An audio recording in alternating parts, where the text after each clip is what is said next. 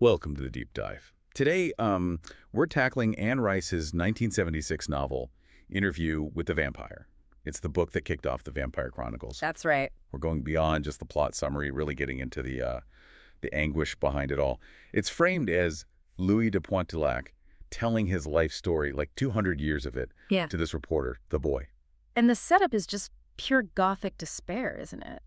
Louis, he's wealthy, living in 1791 Louisiana, but he's shattered after his brother dies. He basically wants to die himself. Yeah, he's actively seeking it. Exactly, and that's what draws Lestat the Liancourt to him. Lestat doesn't offer comfort, though. He offers, well, transformation, immortality. But it comes with this huge moral cost for Louis. He finds being a vampire, fundamentally repugnant, which sets up this amazing contrast right away. Louis actually refuses to kill humans at first. He drinks animal blood instead. Why is that difference so central to his character? Well, it's the line between just surviving and actually committing what he sees as a sin. Animal blood is described as less potent, so he's literally choosing weakness, choosing hunger to hang on to some shred of his humanity. While Lestat, Oh, Lestat has zero problems with it. He feeds freely, sees himself as, top of the food chain.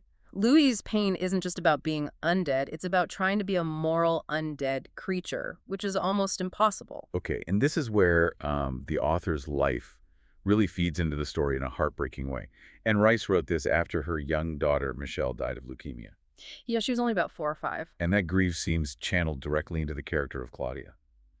Lestat turns her, a 5-year-old girl, basically to manipulate Louis to keep him from leaving. It's incredibly cruel, and Claudia becomes this devastating symbol. Her mind matures, she becomes this intelligent, intense woman inside, but she's forever trapped in a child's body. She can never grow up physically. Never. Can't experience adult life, can't be independent in the way she wants, and this fuels this burning hatred for Lestat over decades. Eventually, she plots to kill him, poisons him, cuts his throat. Pretty gruesome. So Lestat's out of the picture, at least for a while. Louis and Claudia, they escape to Europe, looking for other vampires, trying to understand what they are. Right, and their journey is pretty bleak initially. They find these almost zombie-like vampires, mindless things that have just decayed. It really plays into Louis's fear of degradation. This is all there is, yeah. Exactly, but then they get to Paris, and they find Armand. In the Théâtre des Vampires. Tell us about that. It's fascinating. It's this coven led by the ancient vampire Armand, maybe 400 years old. They run a theater where they stage these incredibly realistic horror plays. But the horror is real. That's the twist. They actually kill humans on stage as part of the performance. The paying audience just thinks it's amazing special effects. It's murder hidden as art. Wow. So Louis is kind of drawn to Armand, but Claudia needs a companion, someone like her. Yes, she knows she can't rely on Louis forever, not in the same way. She basically forces Louis to turn a doll maker, Madeleine, into a vampire for her. But then Lestat comes back. He does. Scarred, changed, but alive. And the Parisian coven may be pushed by Armand, who seems jealous, or perhaps just upholding ancient rules. They condemn Claudia for the crime of trying to kill her maker, Lestat. And the execution is just brutal. Horrific. They lock Claudia and Madeleine in an open courtyard exposed to the sun. They're burned to ash. Louis is destroyed by this, absolutely broken. His reaction is just pure rage and grief. He burns down the entire Théâtre des Vampires, Yeah. kills the whole coven in revenge. Total devastation. He travels with Armand for a while after that, for years even, but the relationship is strained. He never, ever gets over Claudia. Her loss defines his immortality as just enduring suffering. So he finishes telling this whole story. 200 years of misery, loss, philosophical searching to the reporter, the boy, And the boy's reaction is just, well, he completely misses the point. completely.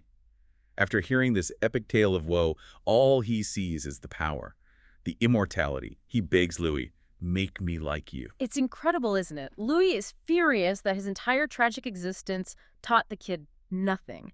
He attacks him, not fatally, but violently, and then just vanishes. It's such a powerful ending. And it clearly struck a chord. The book sold millions, led to that huge 1994 film with Tom Cruise and Brad Pitt. Yeah, and Kirsten Dunst as Claudia. There was that whole casting thing where Rice initially wanted Rutger Hauer for Lestat, not Cruz. Right, and now there's the new AMC series from 2022 as well, finding a whole new audience. Which brings us back to that final moment with the boy and maybe a thought for you, the listener, to consider. Okay? If stories like this, from way back with Faust right up to Interview with the Vampire, consistently show eternal life or immense power as this crushing burden, the source of endless suffering, why does that promise of power, of just living longer, still seem to blind people? Like the reporter, the learner in the story.